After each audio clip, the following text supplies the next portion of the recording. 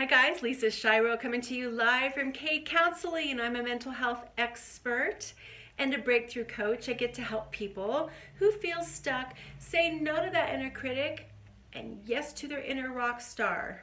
So today we're going to talk about what is obsessional thinking and how can I calm it down. So you don't have to be diagnosed with OCD or obsessive compulsive disorder to have what we know as obsessional thinking.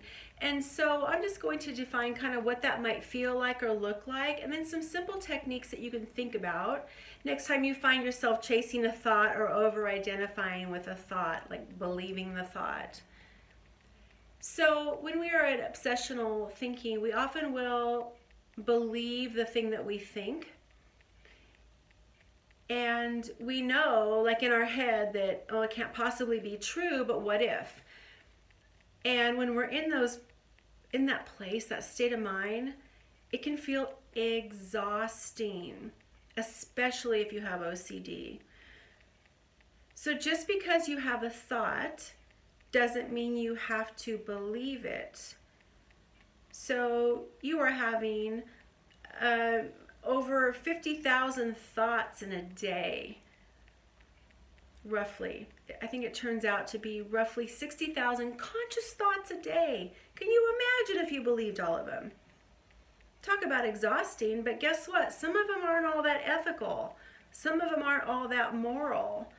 Some of them are downright mean, or maybe even violent thoughts.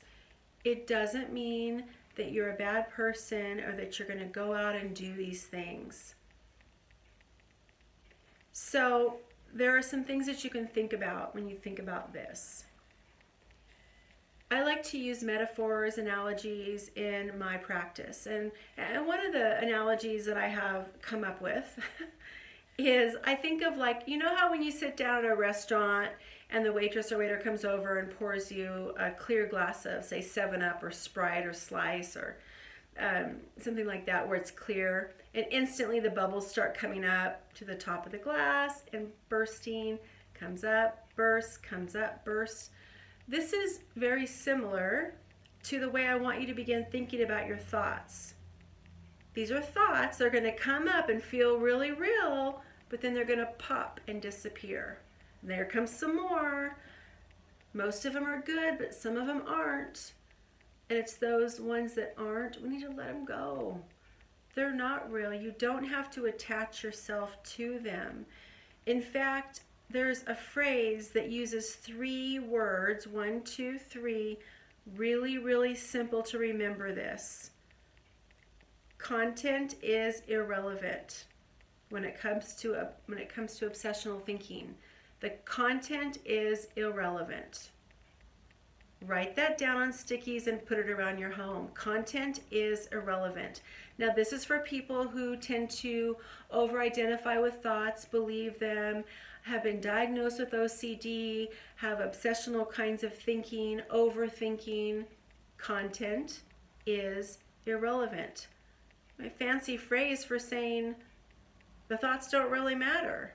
Now remember, these are the thoughts that tend to be negative, self-deprecating, make you feel bad about yourself. They might even be violent thoughts or thinking impure thoughts, those kinds of things. Content is irrelevant. And if you can get to that place, it will help a ton. You are not your thoughts. They are simply just thoughts. I hope this is helpful today. Please share this if you know somebody, love somebody who you think is having a really hard time with this. I am Lisa Shiro with K Counseling, K-Counseling. I'd love to see your comments below. Share this information. Subscribe to this channel if you like what you're hearing. I hope this is helpful to you.